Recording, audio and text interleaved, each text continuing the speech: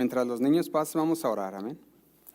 Señor, te damos gracias una vez más, Señor. Gracias por la oportunidad que nos das de estar reunidos, Señor, como iglesia, como familia, Señor, en Cristo. Te damos gracias, Señor, porque tú has sido tan bueno y misericordioso en cada uno de nosotros, Señor. En esta tarde, Señor, disponemos nuestro corazón para escuchar tu voz, Señor. Habla en nuestro corazón. Dirígenos con tu Espíritu Santo a toda verdad. Queremos conocerte cada día más y más, Señor.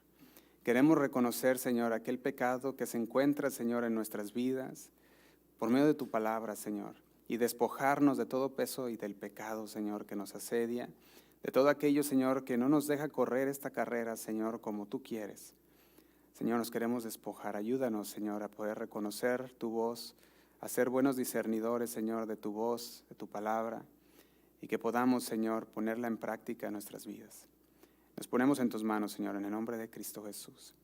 Amén y amén. Amén.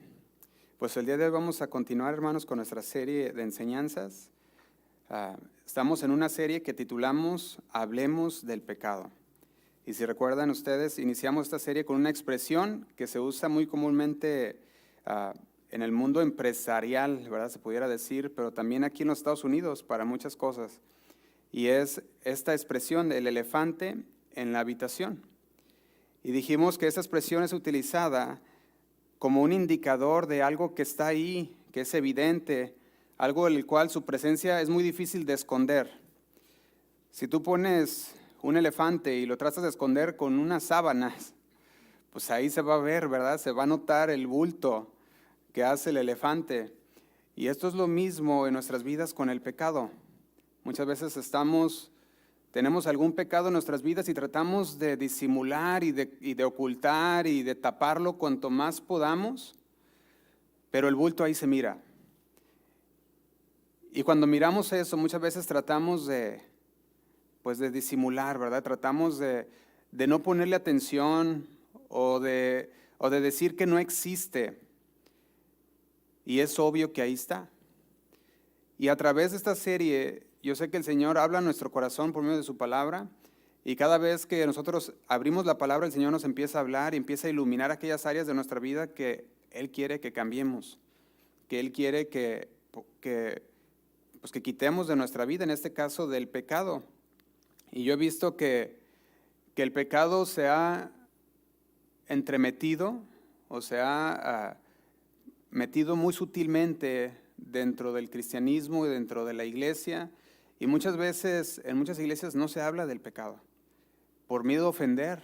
Dicen, no, es que pues aquel hermanito, aquella hermanita o lo que sea, y empiezan, y pues no hay que hablarlo porque se van a ofender.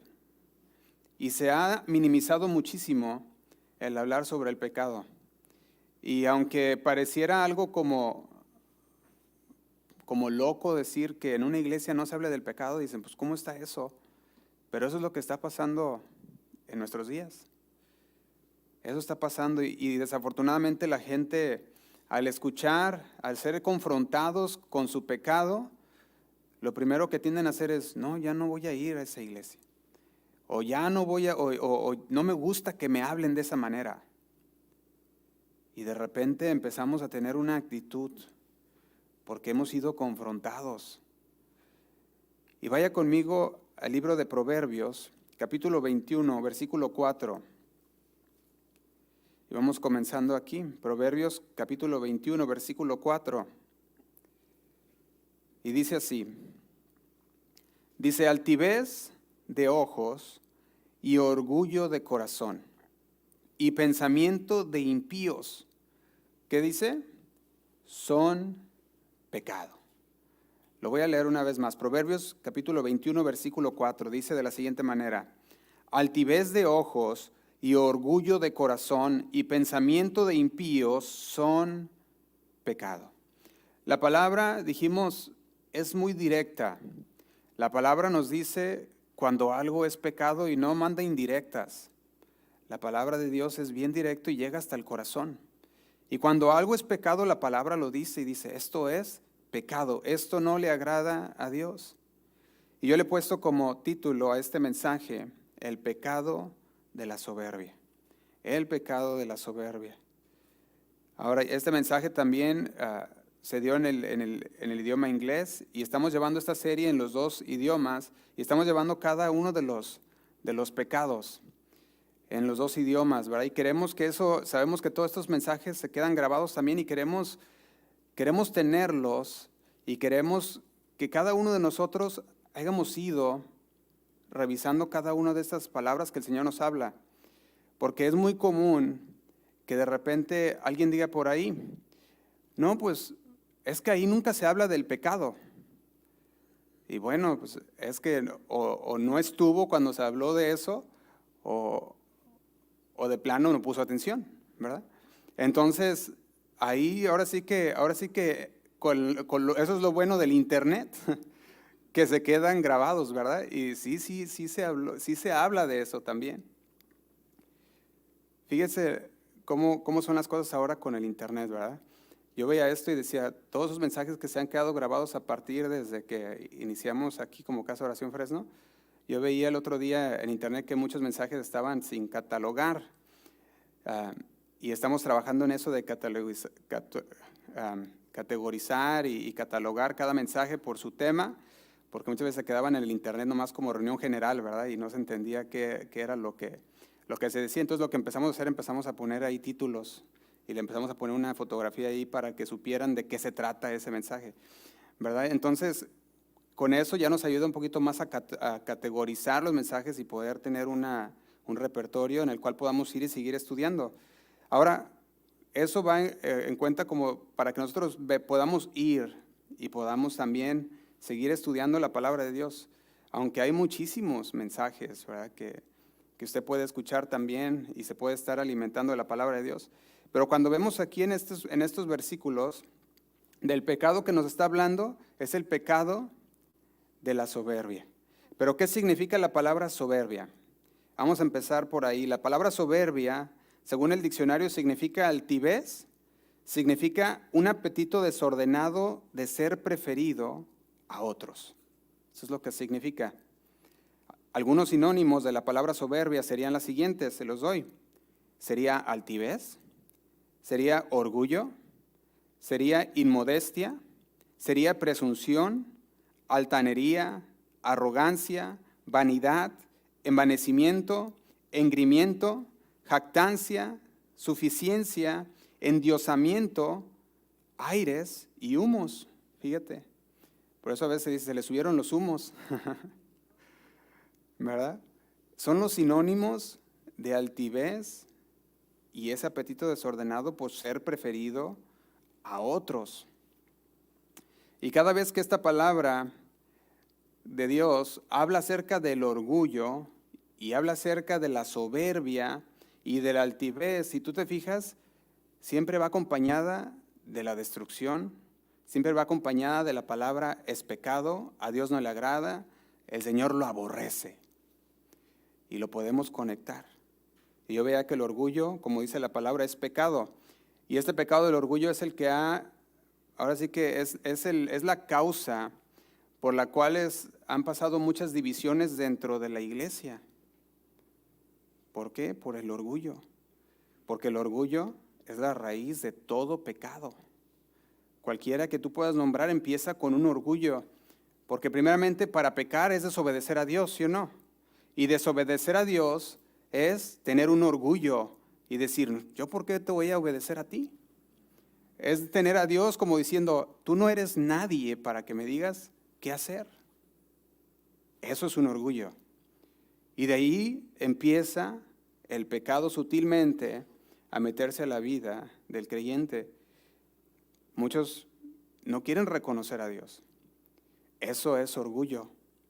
Piensan que fueron creados por una explosión. O peor, que vienen del chango, ¿verdad? Y todo eso es orgullo. Es no reconocer a Dios y lo que Él ha hecho.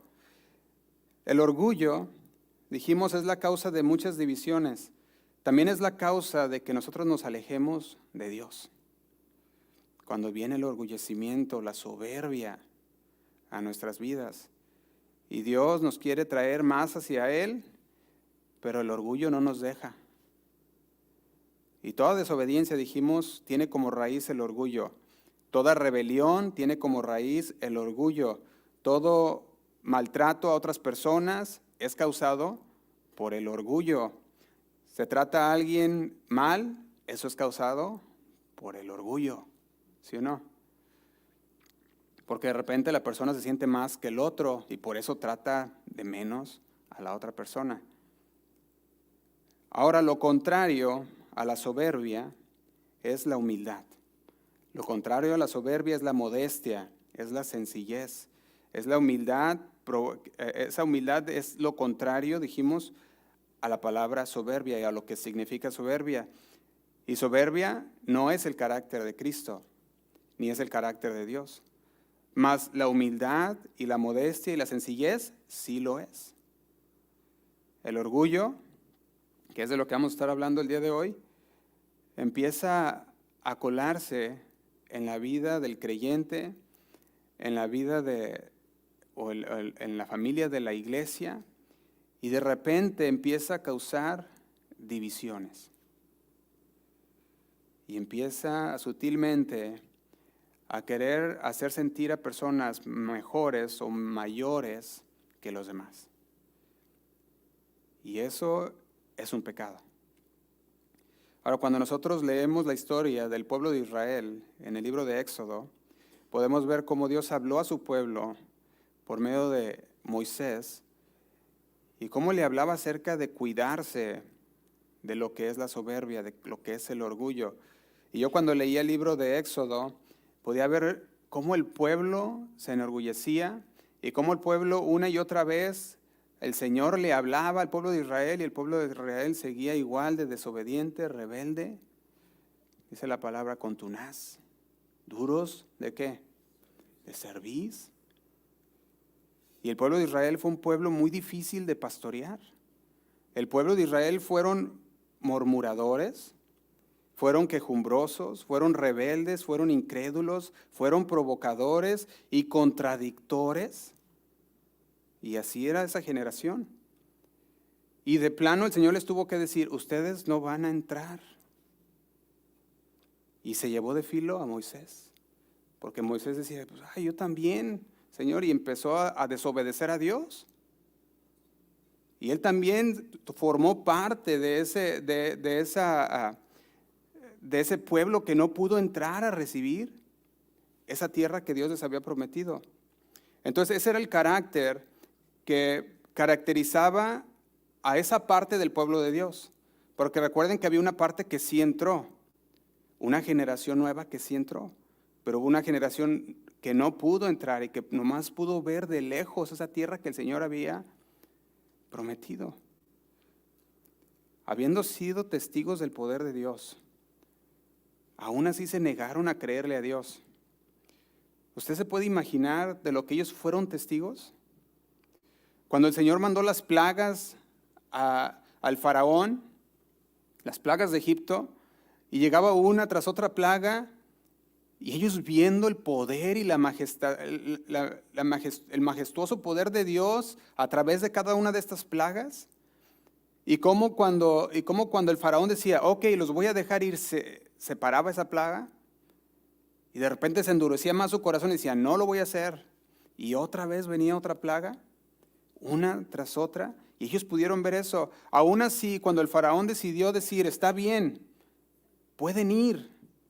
Y cuando ellos fueron y iban en camino y vieron, voltearon para atrás y vieron aquel ejército egipcio que venía en sus caballos, en sus carros, y temieron.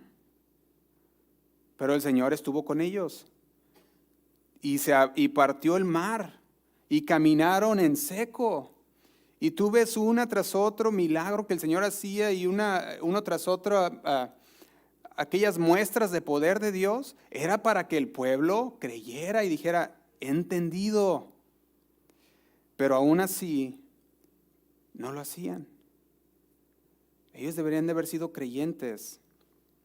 Vaya conmigo al libro de Levítico, capítulo 26, y quiero que veamos un comunicado aquí por parte de Dios a su pueblo. Él les recuerda a su pueblo que Él fue el que los liberó.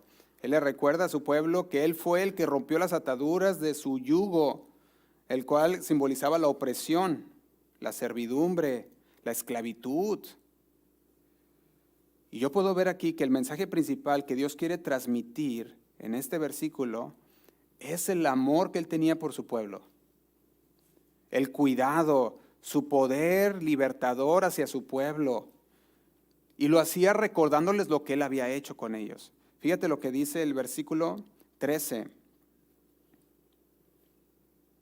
Dice así.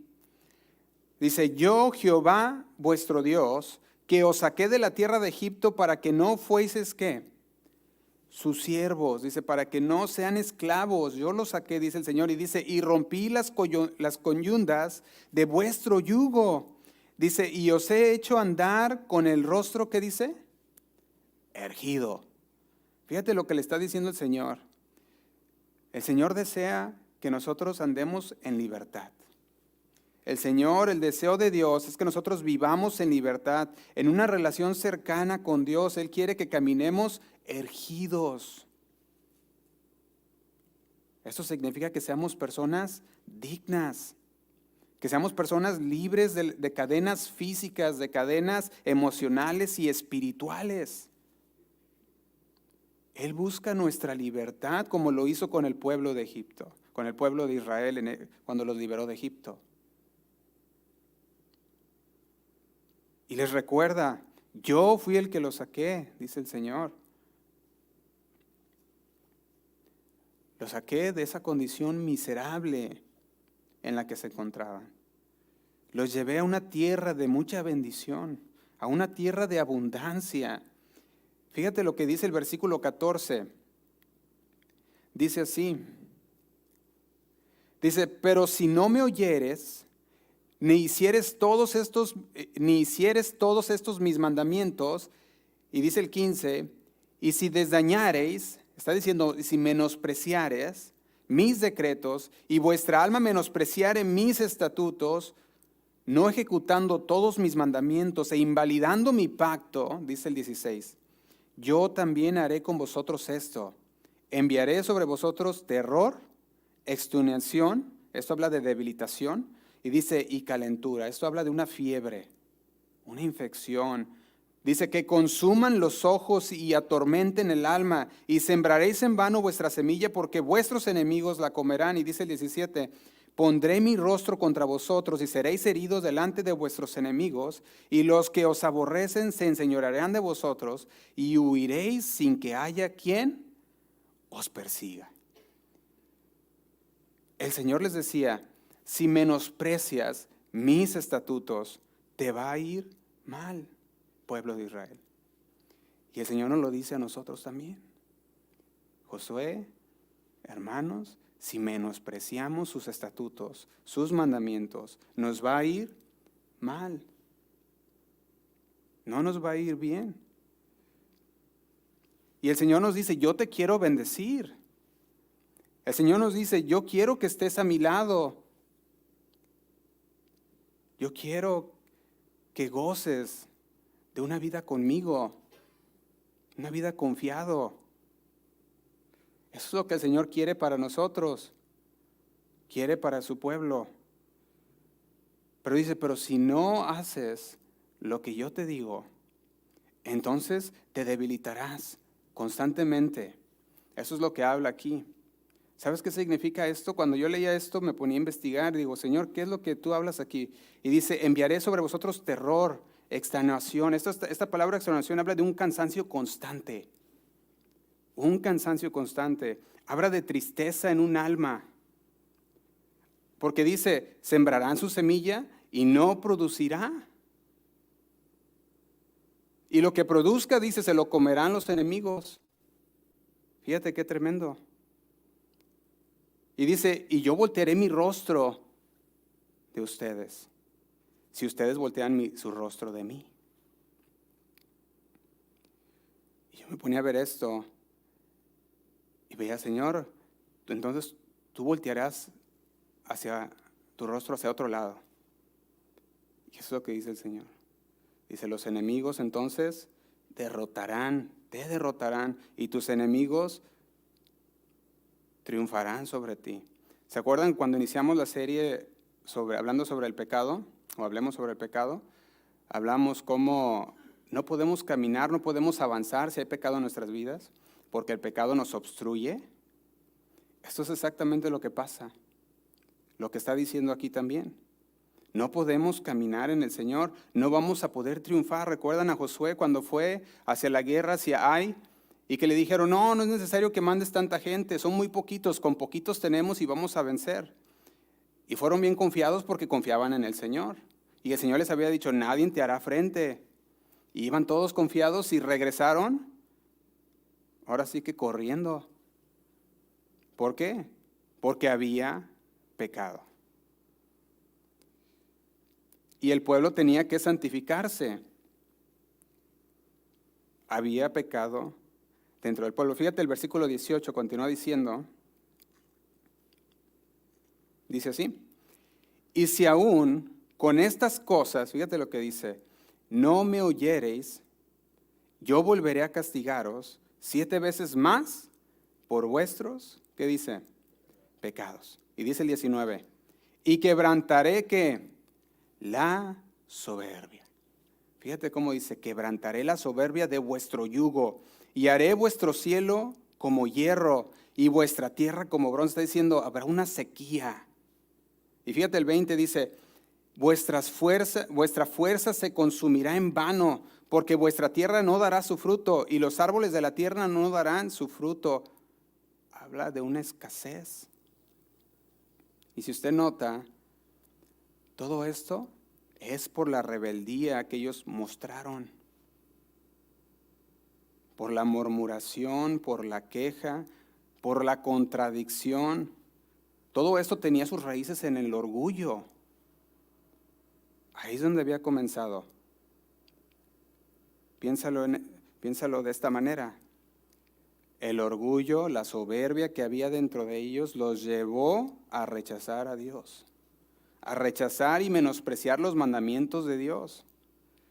Y cuando nosotros rechazamos los mandamientos de Dios, es porque hay orgullo en nuestro corazón. Cuando menospreciamos los mandamientos de Dios, es porque estamos diciendo, Señor, no me importa lo que me estás diciendo. Y eso es lo que el Señor le está diciendo al pueblo. Y si lo siguieres haciendo, entonces habrá sequía, habrá escasez. No podrás comunicarte con Dios porque hay una barrera que te está bloqueando.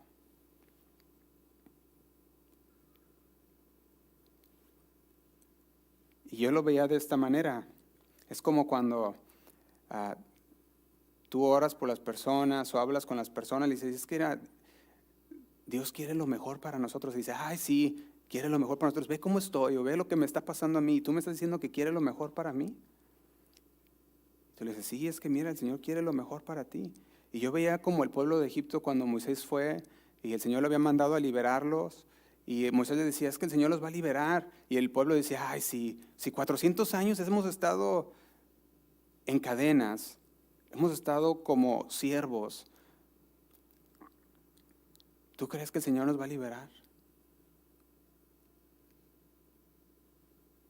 Y el Señor nos habla a través de su palabra y dice, cuidado con el pecado de la soberbia. Fíjese que antes del primer pecado mencionado en la Biblia en Génesis, que es el pecado de Adán y Eva, hay un pecado que fue el primero, antes de la humanidad. ¿Y fue el pecado de quién? De Satanás. Y en el libro de Ezequiel, capítulo 28, versículo 12, vemos lo que se conoce como el pecado original. Aquí vemos una interpretación que simboliza el origen y la caída de Satanás, cuando se llenó de orgullo y de soberbia. Y fíjate lo que dice Ezequiel capítulo 28, versículo 12. Dice de la siguiente manera. Dice así, hijo de hombre, levanta, dice, levanta endacha sobre el rey de Tiro y dile, así ha dicho Jehová el Señor, tú eras el sello de la perfección, lleno de sabiduría y acabado de hermosura. Y dice el 13, en Edén, en el huerto de Dios estuviste, de toda piedra preciosa era tu vestidura. Y luego dice, de cornerina, topacio, jaspe, crisólito, berilo y onice. Y luego dice, de zafiro, carbunclo, esmeralda y oro, los primores de tus tamborines y flautas.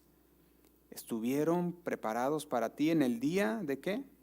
De tu creación. Todo esto, dice, le dice el Señor. Y luego dice el 14, tú, querubín grande, protector, yo te puse en el santo monte de Dios, ahí estuviste. En medio de las piedras de fuego te paseabas. Y dice el 15, perfecto eras en todos, ¿qué? Tus caminos, desde el día que fuiste creado hasta que se halló en ti. ¿Qué se halló? Maldad. Fíjate que esto es bien interesante, porque aquí estamos hablando de un ser espiritual, no de un ser humano. Aquí estamos hablando de un querubín hermoso, lleno de luz, que dice, las tamborines y las flautas estuvieron preparados para él el día de su creación. Y cuando nosotros nos ponemos a ver esto, y decimos, aquel querubín, aquel ser espiritual, se encontró en él maldad. Y nos funde los fusibles. Decimos, ¿cómo puede ser que alguien estando tan cerca de Dios haya encontrado en su corazón maldad? Y fíjese que eso nos muestra algo. Eso nos muestra que allá en el cielo también tienen una voluntad. Nos está mostrando que aquel ángel, aquel querubín, estaba ahí para adorar al Señor, pero si se halló en él maldad, ¿qué pasó con eso? Hay una voluntad. ¿Se fija que Dios no tiene a nadie a la fuerza? No los tiene. Sino que todos están ahí por su voluntad propia, porque ellos decidieron estar ahí y quieren adorar a Dios porque es el Dios, el Rey de Reyes y Señor de Señores. Pero este querubín dice que se encontró en él maldad. Y fíjate lo que dice el 16. A causa de la multitud de tus contrataciones, fuiste lleno de iniquidad. ¿Y qué hizo? Y pecaste. Por lo que yo te eché del monte de Dios y te arrojé de entre las piedras del fuego, oh querubín protector. Y dice el 17, se enalteció. Aquí estamos hablando de la soberbia del orgullo. Se enalteció tu corazón a causa de tu hermosura, corrompiste tu sabiduría a causa de tu esplendor. Yo te arrojaré por tierra, delante de los reyes te pondré, para que miren en ti con la multitud de tus maldades y con la iniquidad de tus contrataciones. Profanaste tu santuario. Yo pues saqué fuego de medio de ti, el cual te consumió, y te puse en ceniza sobre la tierra los ojos de todos los que te miran. Y dice el 19, todos los que te conocieron de entre los pueblos se maravillarán sobre ti, espanto serás y para siempre dejarás de ser.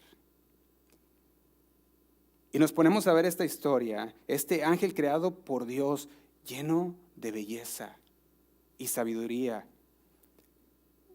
Y aún así se elevó su corazón. Deseó ser igual o superior a Dios. En su orgullo y soberbia se rebeló contra Dios. ¿Y sabe qué pasó? Fue expulsado del cielo junto con los otros ángeles que se unieron a él en su rebelión. Y yo veo que este episodio en la Biblia se le considera como ese que decíamos el pecado original. ¿Por qué? Porque es el pecado que cometió Satanás. Y ahí nos marca el origen de la maldad de Satanás. Y desde ahí empieza el papel de Satanás como adversario. Un adversario de Dios. Y no nomás de Dios, sino de toda la humanidad. Nuestro adversario. Hace poco decíamos, no es nuestro mayor enemigo, porque la palabra también conocemos que nuestro mayor enemigo somos nosotros mismos. Pero sí es nuestro mayor adversario. Es el que siempre quiere hacernos dudar de la palabra de Dios. El que quiere hacernos patinar en las verdades de Dios y no llegar a ningún lado. Cuando usted ve un carro patinando, no va para ningún lado, nomás está ahí parado dando vueltas. Y así quedan muchos patinando nada más en las verdades de Dios y no avanzan ni para ni un lado ni para el otro. Y Dios advirtió una y otra vez a los israelitas que se cuidaran del orgullo y de la soberbia porque Dios conoce el corazón. Ayer hablamos que Dios ve nuestro corazón, ve más allá de la máscara. Dios conoce la condición del ser humano. Vaya conmigo a Deuteronomio capítulo 8, versículo 7. Vamos a ver esta advertencia de Dios para su pueblo en Deuteronomio capítulo 8, versículo 7.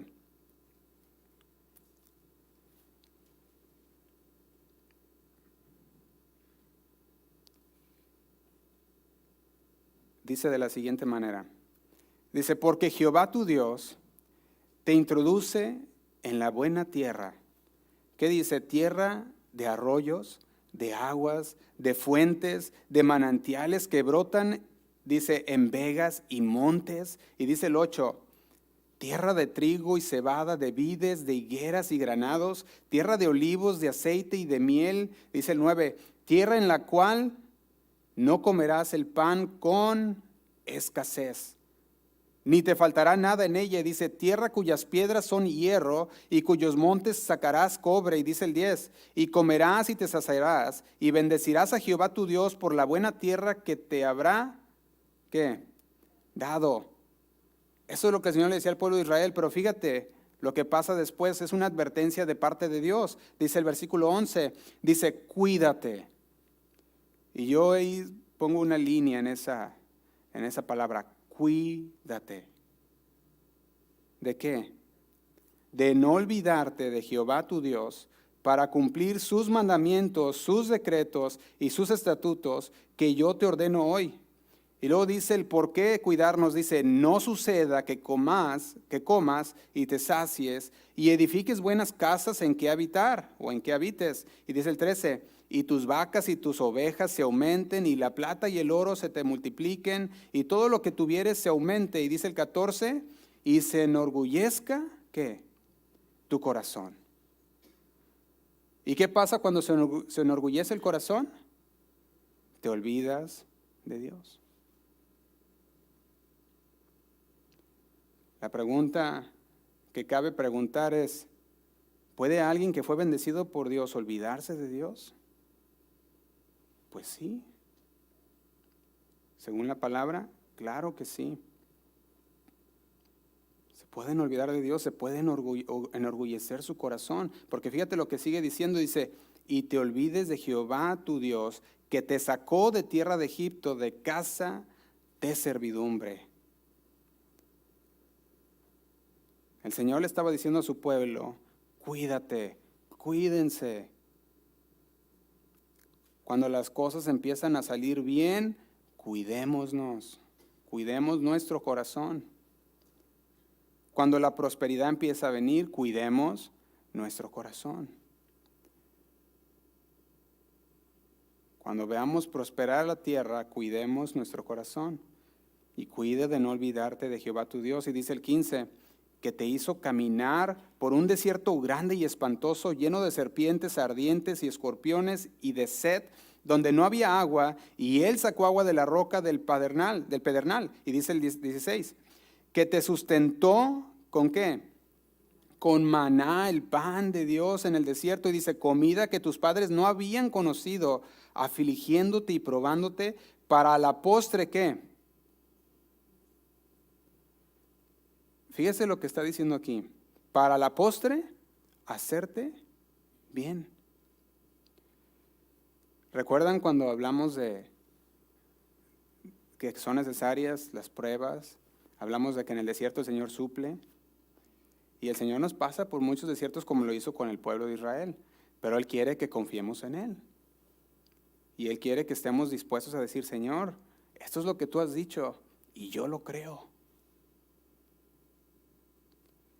Sabemos que todo obra para bien a los que aman a Dios. Y dice el 17, y digas en tu corazón, una vez más, en tu corazón, mi poder y la fuerza de mi mano me han traído esta, ¿qué dice? Riqueza, soberbia. Yo fue por mí. Es que yo soy buen negociante, hago buenos negocios. Y todo fue por mí. Viene la soberbia, que es la causa. Y con esa soberbia se desata todo lo demás. Déjame darte unos ejemplos prácticos de cómo la soberbia puede ser el inicio de otros pecados. Le ponía, por ejemplo, algunos pequeños ejemplos. Por ejemplo, la envidia. Una persona soberbia puede sentir envidia hacia los logros, hacia el éxito de los demás, y se puede enorgullecer. ¿Por qué? Porque su orgullo no le permite aceptar que alguien más pueda ser mejor o pueda tener mejores cosas. Y empieza la envidia. Y la envidia es de una persona soberbia, que no puede aceptar que la otra persona pues le fue bien y envidia lo que tiene. Esa es parte de la soberbia. Y esta envidia puede llevar a la persona a desear el fracaso y la desgracia de la otra persona. Y dice, no, es que por la envidia que arde, dice, no, que ojalá le vaya mal. Y así de fuerte es la envidia. Otro ejemplo sería la ira. La soberbia puede generar un sentimiento de superioridad y provocar que alguien se enoje fácilmente cuando no se le trata como la persona espera. La ira surge cuando la persona siente que su ego ha sido herido y dice, ay, es que estoy herido, mi ego se hirió, no me trató como yo quería, y reacciona con agresividad. Y la persona soberbia puede reaccionar con impulsividad, con agresividad, como aquel hermanito que les contaba hace tiempo que decía, y lo tuve que golpear, hermano. Y salió boxeador el hermano, ¿verdad? Se lo tuve que golpear. ¿Cómo que lo tuviste que golpear? Y bien como si nada lo dijo, ¿verdad? Dijo, qué tremendo. Es la ira descontrolada. Esa es una persona soberbia, buscando imponer su voluntad sobre todo sin tener en cuenta las consecuencias. Otro ejemplo sería la avaricia. Una persona soberbia puede tener un deseo desmedido de poseer más riquezas, y es que lo tengo que tener. Recursos materiales. Buscar, acumular, tener más poder, más control sobre los demás, eso es también avaricia. Y la avaricia nace de la creencia de que siempre se merece más sin importar el daño. Siempre se merece más sin importar que pueda causar a otros. Esa es avaricia y es pecado. Y comienza con una persona soberbia. Otro sería la lujuria. La soberbia puede llevar a alguien a creer que tiene el derecho de utilizar a los demás para su propio placer físico. Y esa soberbia, sin importar consentimiento o respeto hacia los demás. La lujuria se alimenta de la arrogancia y la falta de empatía hacia los demás.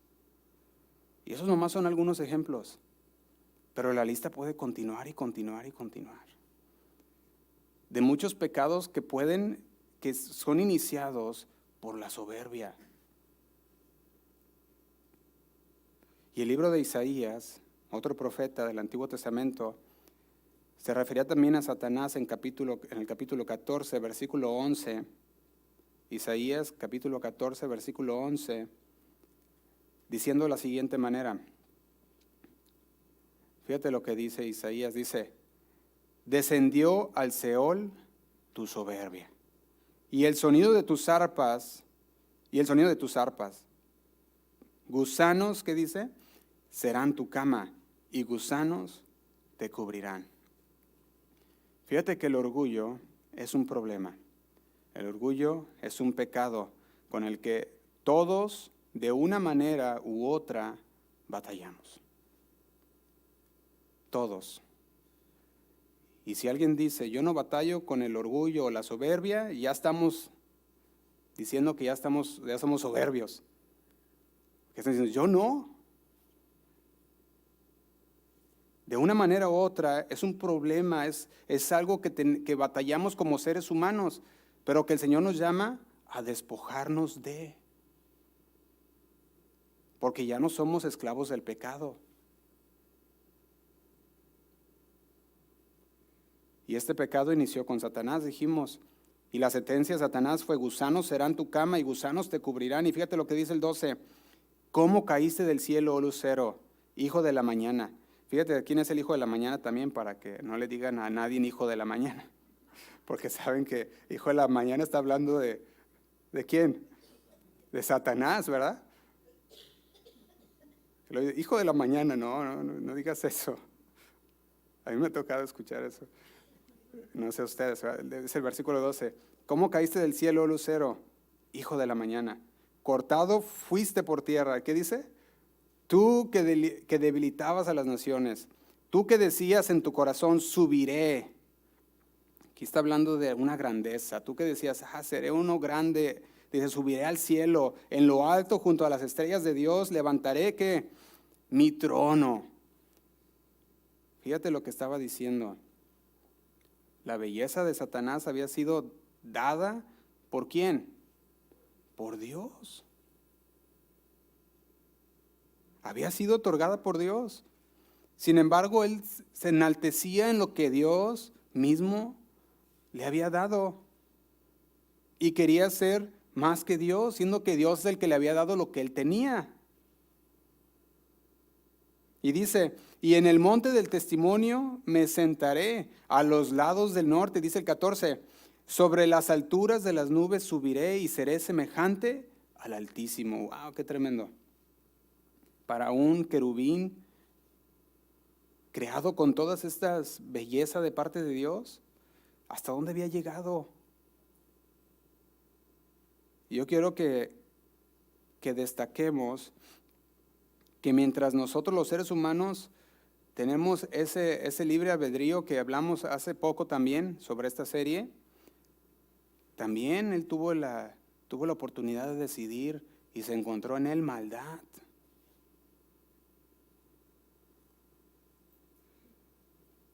En este versículo de la Biblia nos abre un poquito más el panorama de cómo son aquellos seres en el cielo. Porque acuérdense que no fue el único que se fue. La tercera parte. Fueron muchos que siguieron. Y dice el 15, mas tú derribado eres hasta el Seol. Y a los lados, ¿qué dice? Del abismo. Fíjate que también Jesús habló sobre Satanás. En unas palabras que a mí se me hacían bien interesantes porque, no sé si recuerdan la historia, cuando Jesús los manda de 2 en 2, la historia de los 70, según Lucas, y la historia de los 12 apóstoles que manda también en Mateo. Y tú ves que el Señor los manda de 2 en 2 y les da instrucciones, ¿sí o no? Les dice, no lleven nada. Ahí donde ustedes vayan, donde lleguen a una casa y ustedes van a decir, paz en este hogar, paz sea con ustedes, y ellos responden lo mismo, son bienvenidos.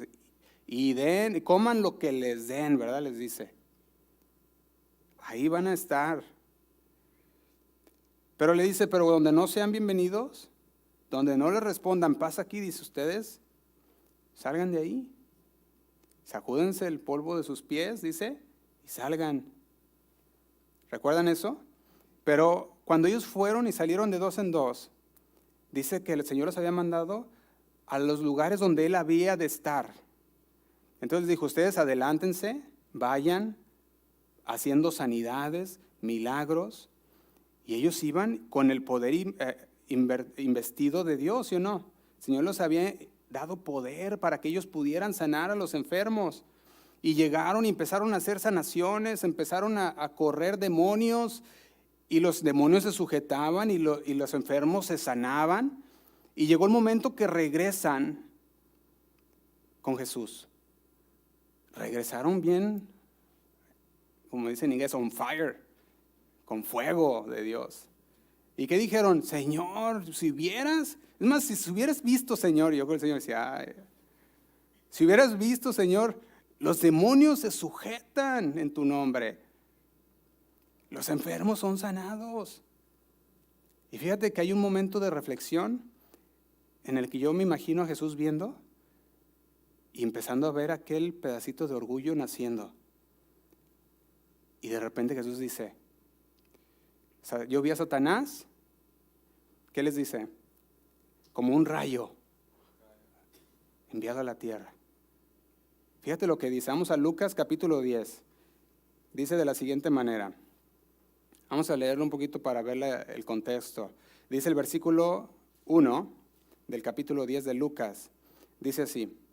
Después de estas cosas, designó el Señor también a otros 70, a quienes envió de 2 en 2 delante de él, y a toda ciudad y lugar donde él había de ir. Y dice el 2, y les decía, la mies a la verdad es mucha, mas los obreros ¿qué son? Pocos. Dice, por tanto, rogad al Señor de la mies. ¿Qué rogaban? Que envíe obreros a su mies. Y dice el 3, dice, id, he aquí yo os envío como corderos en medio de lobos. Y dice el 4, no llevéis bolsa, ni alforja, ni calzado, y a nadie saludéis por el camino. Fíjate lo que está diciendo aquí nuestro Señor Jesús. Estaba diciendo, estaba enviando a sus discípulos, siendo enseñados por Él, siendo embestidos por Él de poder, los envía diciendo, ustedes tienen que aprender a depender de Dios. Vayan, empiecen a aprender a depender de Dios. Pero algo pasó. Cuando ellos empezaron a ver que todo esto empezaba a suceder y que el poder que el Señor les había dado, el Señor lo estaba usando por medio de ellos. Y dice el 17, vaya conmigo hasta el versículo 17, ahí mismo, capítulo 10, versículo 17, dice así. Dice, volvieron los 70 ¿con qué? Con gozo, diciendo, Señor, aún los demonios se nos sujetan en tu nombre. Y aquí es donde decía que yo me imagino al Señor Jesús volteándolos a ver. Y ahora sí que quitando toda cara, quitando todo lo que está en la superficie y viendo el corazón. Y fíjate lo que les dice el versículo 18. Les dijo, yo veía a Satanás. ¿Qué les dijo? Caer del cielo como un rayo. Y no sé si usted puede ver esto, pero el Señor empezó a ver el corazón. Y empezó a decir, cuidado, ¿sí o no? Él estaba dando una advertencia, cuidado. Yo vi a Satanás caer del cielo como un rayo. Fíjate que es como una pequeña transición que el Señor hace en un momento, unas solas palabras que a veces lo leemos y decimos, bueno, el Señor dijo sí, el Señor vio del cielo caer a Satanás. Y decimos, pues normal. Pues Él lo vio, pues Él es Dios. Pero Él les estaba diciendo esto a los discípulos porque Él empezó a ver algo. Él, que conoce el corazón, vio que había un pedacito de orgullo, de soberbia.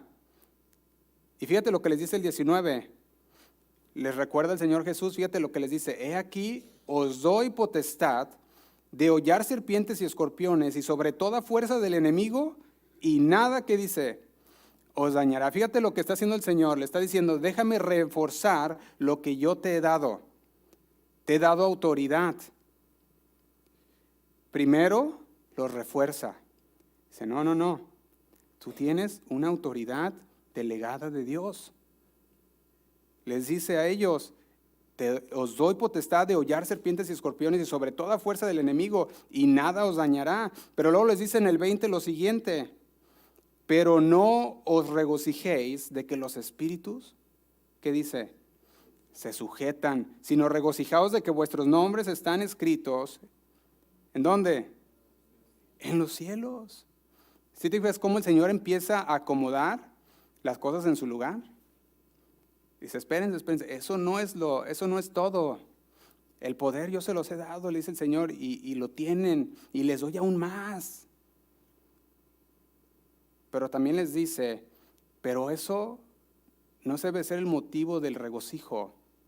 El motivo del regocijo debe de ser de que sus nombres están escritos en los cielos.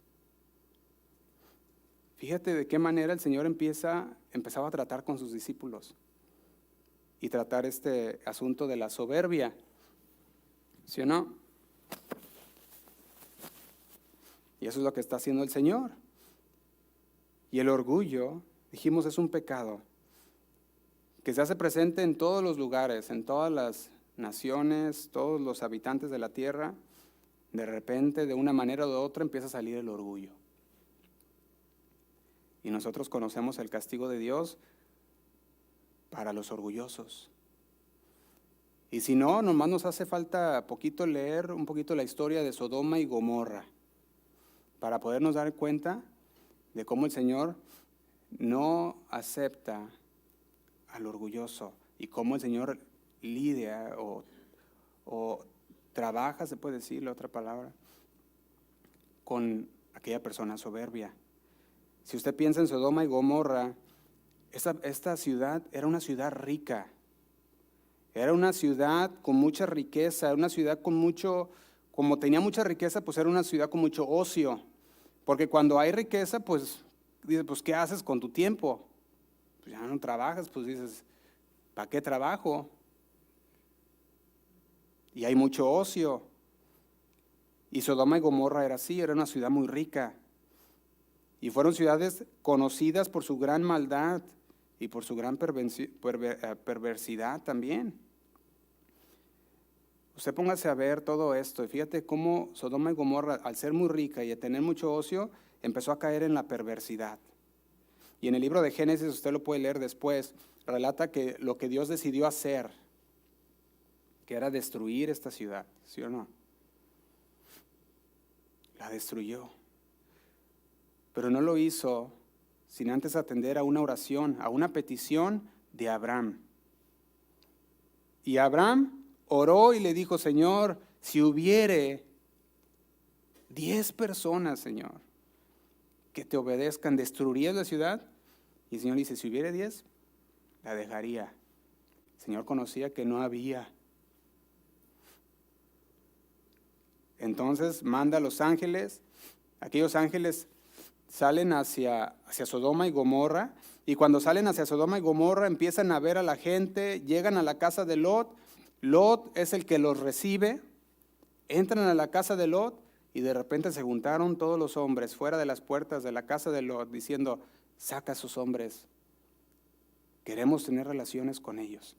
Fíjate qué perversidad. La soberbia había llegado a su punto. El orgullo, la arrogancia. Y en estas ciudades se evidenciaba que estaba en completo desacuerdo, desprecio por las leyes morales de Dios, por las normas de conductas establecidas por Dios. No le hacían caso a Dios en nada de eso. Se habían enorgullecido, se dice, creo. Había entrado el orgullo, la soberbia dentro de su corazón. Querían cumplir sus caprichos, sus deseos. Usted póngase a ver, por ejemplo, en nuestros días, y yo me ponía a ver, por ejemplo, lo que es la ciudad de San Francisco o la ciudad de Las Vegas. Póngase a ver, donde hay mucha riqueza, hay mucho desenfreno, ¿sí o no? Hay mucho ocio, y debido al ocio, pues, empiezan los desenfrenos. Y el Señor, de hecho, cuando nosotros vemos en esta área que vivimos de California, y vemos, por ejemplo, la ciudad de San Francisco, vemos cómo ha nacido esta nueva palabra que ellos pusieron, el orgullo gay, ¿sí o no? Y así le llaman, el orgullo. ¿Te imaginas? ¿Qué fue lo que hizo que Sodoma y Gomorra fuera destruido? El orgullo. Porque dejaron a un lado, ¿qué? Aquella ley moral de Dios, las normas de conductas de Dios. Y el Señor los castigó de una forma muy severa. Y yo puedo ver que así como Dios rindió juicio sobre Sodoma y Gomorra, enviando azufre y fuego desde el cielo y destruyendo completamente ambas ciudades, solo Lot y sus 2 hijas lograron escapar ante el castigo divino. Y el pecado de la soberbia llevó a la destrucción de aquellas ciudades. Y eso nos sirve a nosotros de advertencia. Porque también la palabra dice que después de la altivez, de la soberbia, ¿qué viene? Viene la caída. Y la soberbia siempre viene acompañada de destrucción cuando no se lidia con ella. Porque recuerda que había un pueblo que sí lidió con eso, ¿recuerdan? Hablamos de Jonás, ¿recuerdan? Y Jonás fue enviado a Nínive. Y era un pueblo soberbio, orgulloso. Pero aquel pueblo lidió con eso. Y el Señor los rescató, los perdonó, le dijo, no, ya no vendrá destrucción. Cuando vemos todo esto, vaya conmigo a Mateo capítulo 10, veamos esta parte en Mateo de esta misma historia. Mateo 10.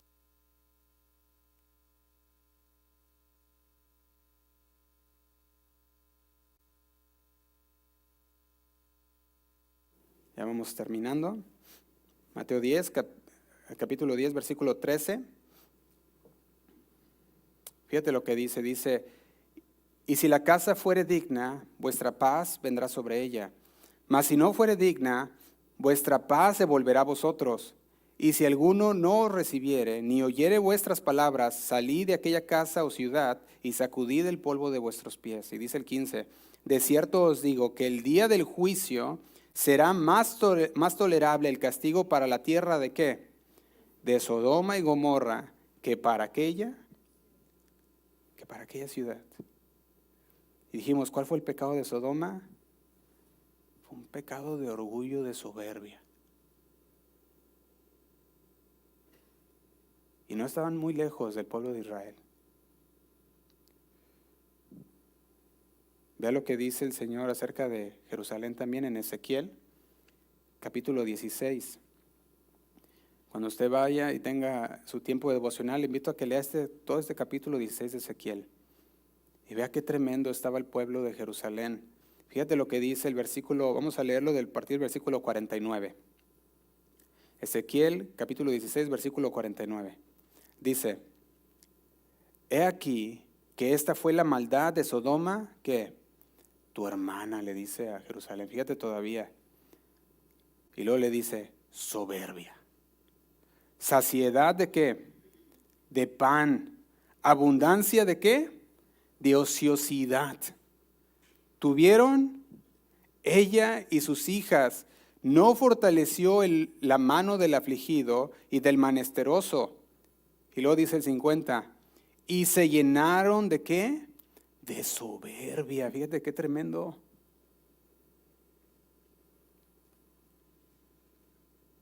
Continuamos leyendo el versículo 50, dice, e hicieron abominación delante de mí, y cuando lo vi, ¿qué hizo?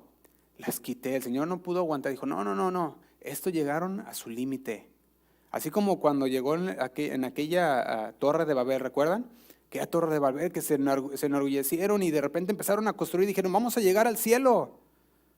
Queremos hacernos de un nombre, que todos nos reconozcan.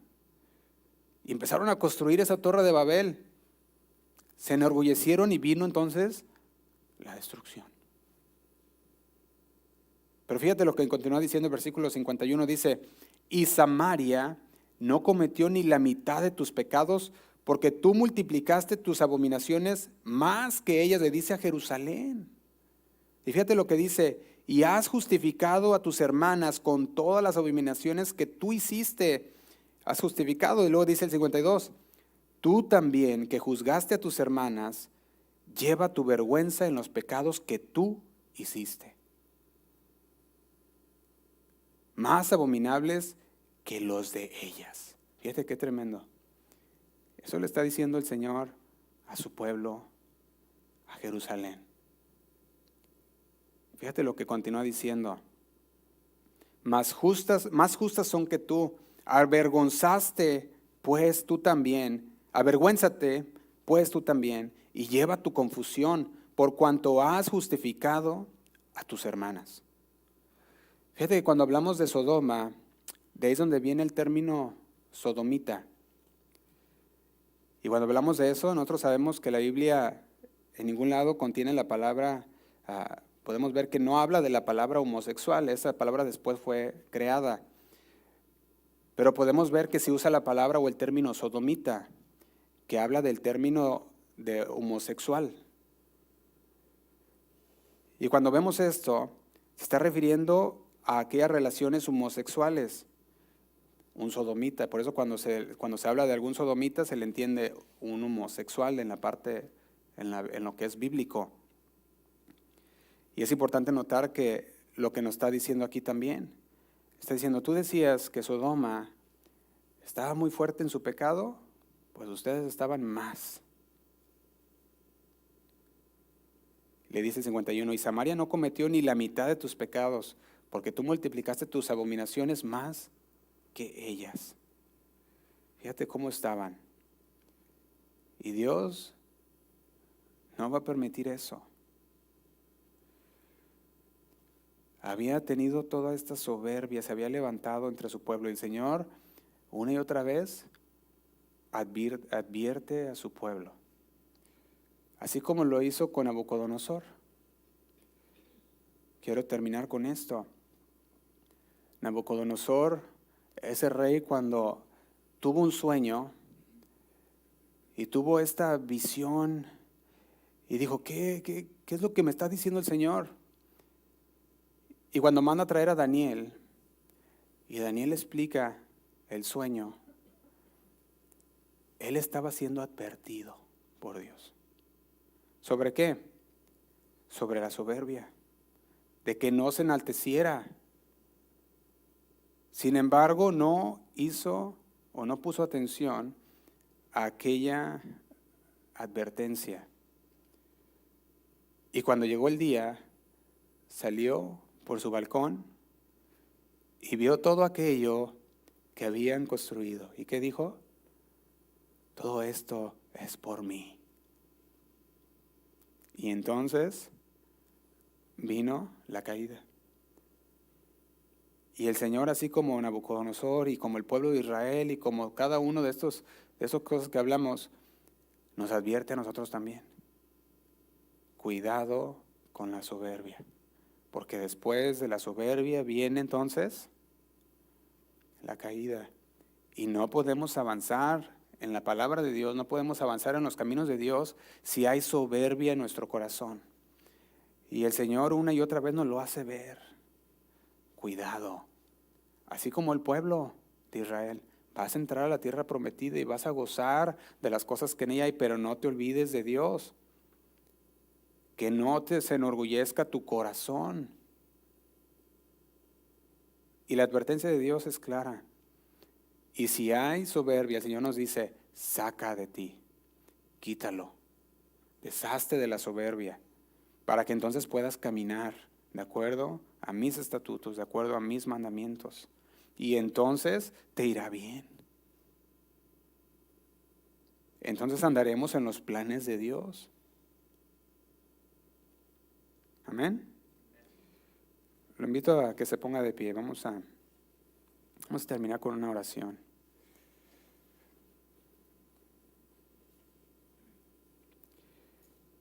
Déjenme leer unos versículos que ya no tuvimos tiempo de pasar, pero se los voy a leer. Dice así, Proverbios capítulo 16, versículo 18, dice, antes del quebrantamiento es la soberbia. Proverbios 16, 18.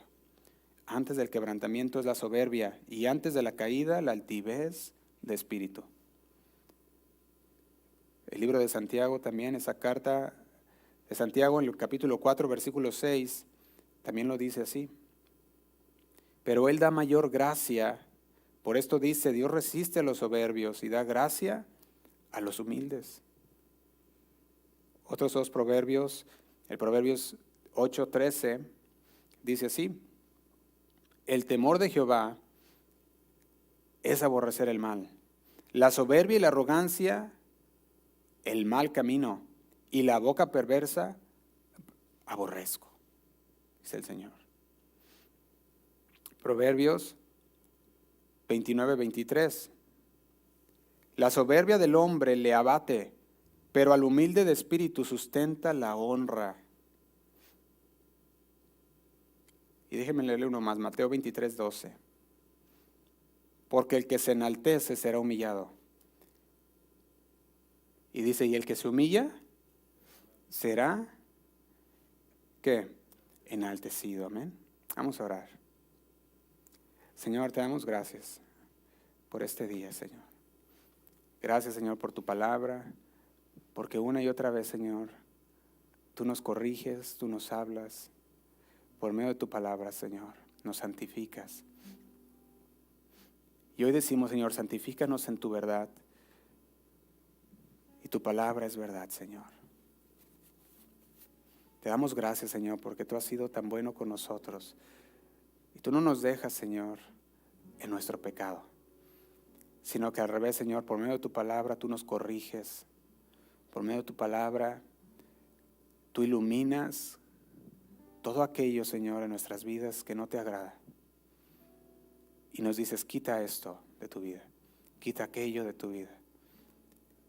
Y sabemos, Señor, que en esta vida es una vida en la cual nos vamos despojando una y otra vez de todo el peso del pecado que nos asedia, Señor, para poder correr ágil esta carrera que tenemos por delante. Señor, te damos gracias. Y Señor, que aquella soberbia que se haya entremetido en nuestras vidas, Señor, que podamos reconocerla y que podamos echarla fuera de nuestras vidas. Y que jamás, Señor, nos olvidemos de ti. Que jamás, Señor, nos olvidemos que tú eres el que nos ha dado todo. Que jamás olvidemos, Señor, que todo te pertenece a ti. Te damos gracias, Señor. Te pido por mis hermanos que están aquí en esta noche. Bendigo sus corazones, Señor, sus vidas. Sabemos, Señor, que tu palabra nunca regresa vacía. Siempre, Señor, hace tu propósito en nuestras vidas. Y por eso estamos agradecidos eternamente contigo, Señor. Nos ponemos en tus manos. En el nombre de Cristo Jesús oramos. Amén. Y amén. Así como está, continúe con sus ojos cerrados. Vamos a levantar este canto al Señor.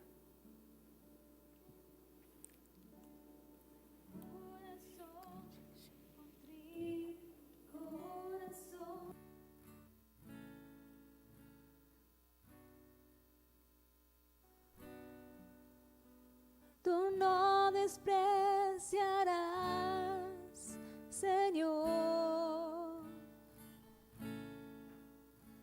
aquel que te busque con integridad,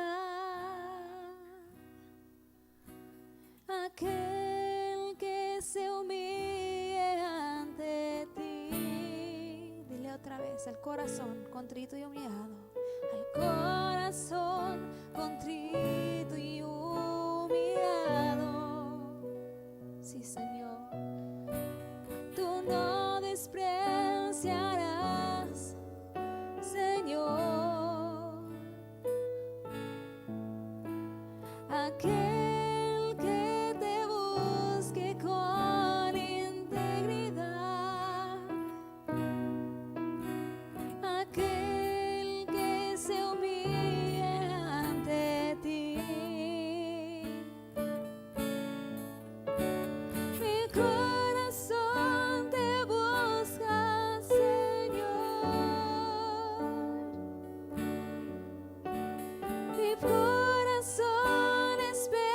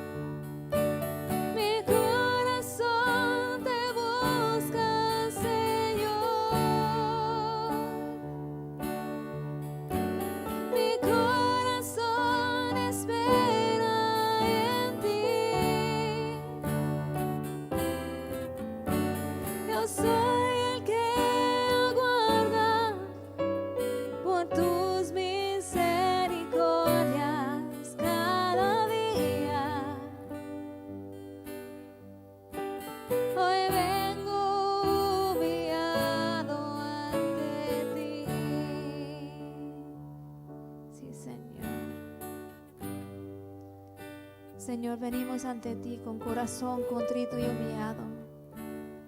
No queremos orgullecernos, Señor. Queremos andar, Señor, en toda sumisión, en humildad, Señor, para que tú nos uses, Señor. Ayúdanos a no caer en ese pecado del orgullo, de la soberbia. Sí, Señor, cambia nuestro corazón. Vamos a cantar al corazón. Al corazón contrito y humillado, tú no despreciarás, Señor. Aquel que te busque con integridad, aquel que se humille ante ti, al corazón contrito, al corazón contrito y humillado. Sí, mi Dios, tú no despreciarás, Señor. Aquel que te busque con integridad, aquel que se humille ante ti. Dile a él, mi corazón te busca, mi corazón te busca, Señor. Mi corazón espera en ti. Yo soy el que aguarda por tus misericordias cada día. Hoy vengo humillado ante ti. Mi corazón te busca, Señor. Corazón espera en ti. Yo soy el que aguarda por tus misericordias cada día. Hoy vengo humillado ante ti. Una vez más. Mi corazón te busca, Señor. Sí, mi Dios. Mi corazón espera en ti. Yo soy el que aguarda por tus misericordias cada día. Hoy vengo humillado ante ti. Dile, hoy vengo humillado, Señor.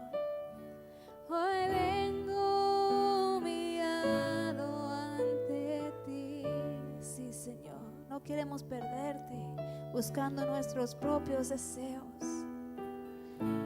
Señor, queremos adorarte con un corazón humilde, puro.